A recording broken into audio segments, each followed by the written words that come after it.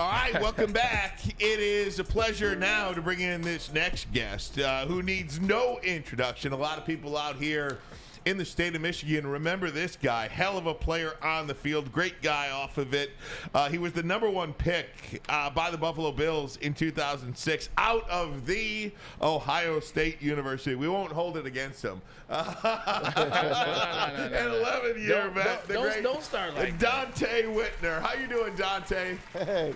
I'm doing great. I have to say congratulations to the University of Michigan for winning the national championship this year. And for a lot of people that know, I played under Jim Harbaugh, one of the best head coaches that I ever had. He just signed on with the Los Angeles Chargers, and I'm wishing him the best of luck. But congratulations to you guys. Tell you, I appreciate it. It's been a long time coming because we suffered a lot of ass whoopings at the hands of Ohio State and other teams over the last 20 years. How you been, man? It's been too long, bro. How you been? I've been good, man. I think the last time I saw you was in Miami or something. Yeah, 100%. Frank, all the boys. Oh, that's right. I think we were on Collins. I think we were on Larnell. Getting it in part, man. It's good to see you too, man. Good to see you transition from the game to behind and talking. You're very, very outspoken. I love it. I'm the same. I love what you said about Dak. I stood with you in those comments 1,000%. So it's good to see you. You're talking about one of the best safeties of the era that I played in, man. He was great at Ohio State. I knew he wasn't coming to Michigan. We knew that wasn't going to happen, but he was great. You've never heard this story, Tay. So when I come back from surgery, after my freshman year, my rookie year, tore my ACL. The only preseason game I played in '06 was your rookie year, and we played Buffalo. So I took the knee brace off, and I'm coming down to crack you. It was a toss sweep to Jamal, and I'm coming down, crack you. I hit you with everything I had, 6'3", 214, and it was stalemated. I'm like, he didn't even see me coming. How the hell did we stalemate? And oh, by the way, he also ran 4.3. So shout out to Cleveland, Glenville, Donte Whitner. Let's get into it. You remember that at all, Donte? I think I remember that. My a head lot of does. the game of football from playing in the NFL, it's hard to recollect a lot of things out there. It's almost like a blur, but yeah, that's what happens. You have to really focus on the lower body. So all the kids out there that's listening, if you want explosiveness, if you want to run fast, you have to work on that lower body strength and explosiveness. And you can withstand somebody 6'3", 225 crack blocking you. Hey, Donte, before we look ahead, I want to look back because I think a lot of us here in Detroit were watching the Packers and 49ers game, and it felt like the Packers – man, they made so many mistakes in that game, from a dropped pick six to a missed field goal attempt to a 4th and 1, or excuse me, a 4th and inches where they hurry up to the line and they don't get it, cost them points. That story to me was the mistakes made by Green Bay. How does San Francisco take that game, survive, and kind of move past it into this round? What did they have to do better here? Well, the 49ers won that game because of red zone defense. Stopping them and holding them to 2 field goals early in that big 4th down stop was key to winning that game. And, I don't want to make any excuses for the 49ers, but the inclement weather affected Brock Purdy and a lot of the balls that slipped out of his hands. And maybe Darnell Savage dropped that interception because of a slick, wet football. So that's the way the game of football goes sometimes. And you're right. Green Bay did beat themselves with some mistakes. Even on that scramble and throw touchdown to George Kittle, they were in a 0 blitz. They had a young safety backside. He was supposed to be on the line of scrimmage blitzing. He would have been free and forced the ball out of Brock Purdy's hands. But that's what championship teams do. They take advantage of your mistakes and they hurt you in those big moments. This week, with pretty good weather, being at home, knocking the rust off, I think the 49ers know that they have to stop the run first and foremost, and then get after Jared Goff. And when I say get after Jared Goff, you primarily have to take away the quick game. Quick game, make him go through his reads, and then he'll either throw the football away or possibly panic and force it into coverage. So that's the game plan on defense. On offense, you already know what it is. Get the ball to Christian McCaffrey early and often, and take advantage of those stiff linebackers of the Detroit Lions having to cover Christian McCaffrey underneath. Braylon, you know what stiff look like. Oh, 100%. I've been saying that for a while. It is what He's it a is. big Jack Campbell fan. I know. Yeah, those boys are box linebackers. They're box linebackers, and Christian McCaffrey is going to put them in some binds backside. Trust me. Yeah, one of the biggest things that I don't want the 49ers to do, what you're do, they're going to get in tight splits and they're going to work. They're going to go, yeah, I already know. They're going to go tight splits and they're going to have a field day with them. But I want to talk about your position, the safety position, and the Detroit Lions have an elite one, NCD Deuce, C.J. Gardner-Johnson. He came back. He brings that energy, much like you did for the 49ers, much like you did for the Bills and the Cleveland Browns. Just talk about what he means to the Lions and talk about what the 49ers are thinking about when it comes to his energy on the field. Well, he means everything to their defense. He brings energy just like you said there. He aligns across the board. He can play man, can play corner, can play the deep safety, but he's physical at the point of attack. And I think that we all can agree that this game is going to boil down to physicality, which defense tackles better, and he gives them an advantage when it comes to disguising things and matching up. I also think that Brian Branch is going to be huge in this game as well. They like to use him as a blitzer in the run game. He's really good in man coverage, zone coverage, disguising things. So those are going to be the two guys that Kyle Shanahan in this skill position, they're going to have their eyes on. Shocking. You talking about physicality, talking about Donte Whitner on IG, Whitner 9. You talk about two guys. The two guys that I'm watching most in this game for the 49ers are that linebacker core. Talking about Fred Warner, talking about Greenlaw. Greenlaw gets the pick in the game last week. They're just amazing out there. They're sideline to sideline. They're physical, and they also play in coverage. Just talk about how good those two guys are. What makes them so good in this defense? Well, I played with two of the greatest linebackers in NFL history in Navarro Bowman and Patrick Willis. I was on that team. And similarly, they're able to be mobile. They can do multiple things. They can cover. They understand zone coverage. They have anticipation when they're breaking on balls underneath.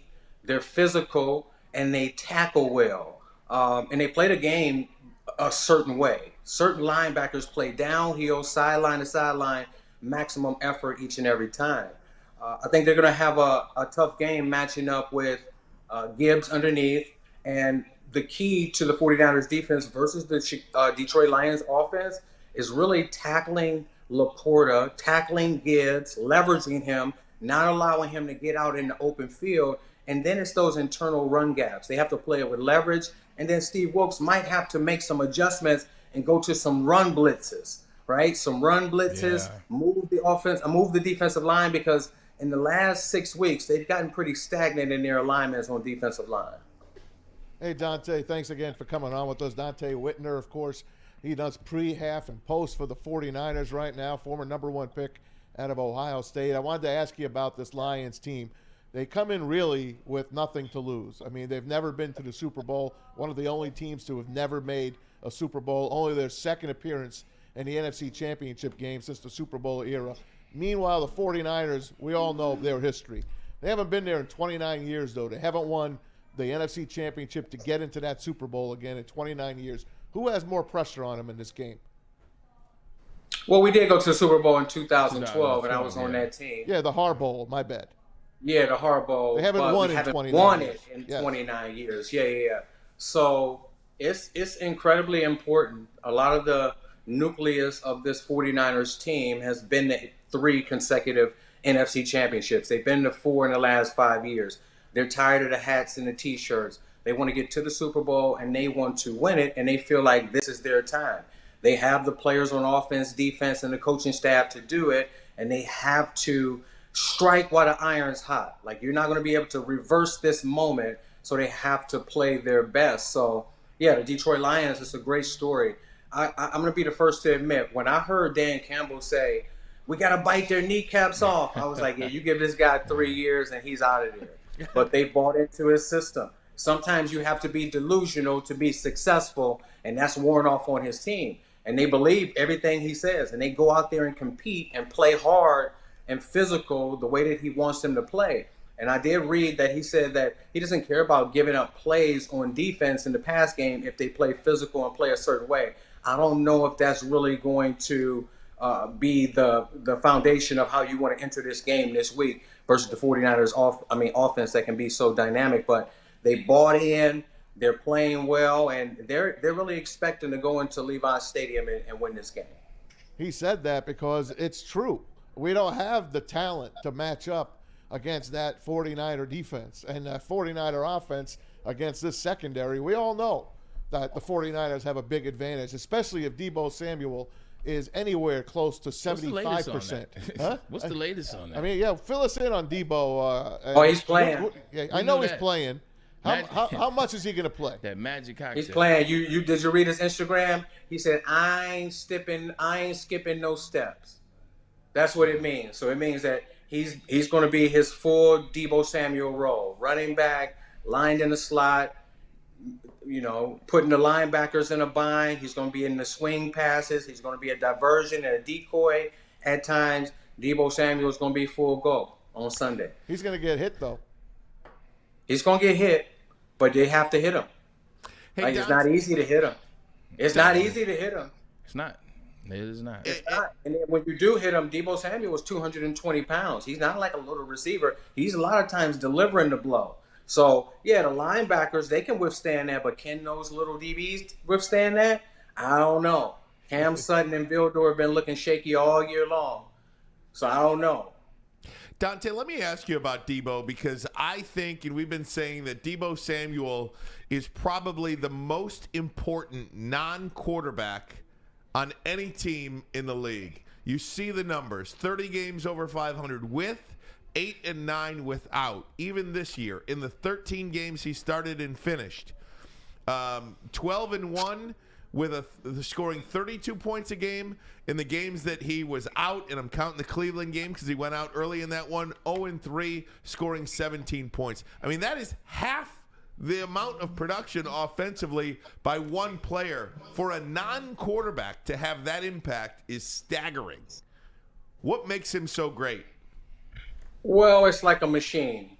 And when you have Deebo Samuel that, first off, can break tackles, where you have to have so many guys that's allocated to him, it slows down the backside of the defense. And the way that Kyle Shanahan likes to utilize his offense is motion shifts, reverse, orbit motions. And a lot of times when you bring him to the backside of a defense, they have to respect that. They have to play slower. A lot of times it allows front side gaps to materialize front side to Christian McCaffrey.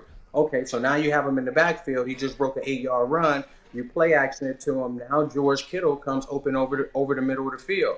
Now you put him in the flat and you have a 3-level route. The guy who's responsible for the deep flat route on the sideline, he has to jump Deebo Samuel in the flat. Now you get Brandon Ayuk wide open. So it's complementary football at its finest. And then underneath, Braylon, you know this, if you run a drag from one side and Deebo Samuel is so good at breaking tackles and the quarterback is given the intention that he's throwing it to Deebo, that dagger route coming from that side is wide open, correct? Yep, 1,000%. So everybody has to know where Deebo is, even when he's a decoy, and it opens it up for everybody else just because he's so good after the catch and after the run and with the ball in his hands. Yeah, I tell you, you're not lying about that. Deebo Samuel is a special wide receiver. He's just a special player in this NFL. Last question for us, man. We're going to let you get out of here because we know you got a lot going on in San Fran for this game.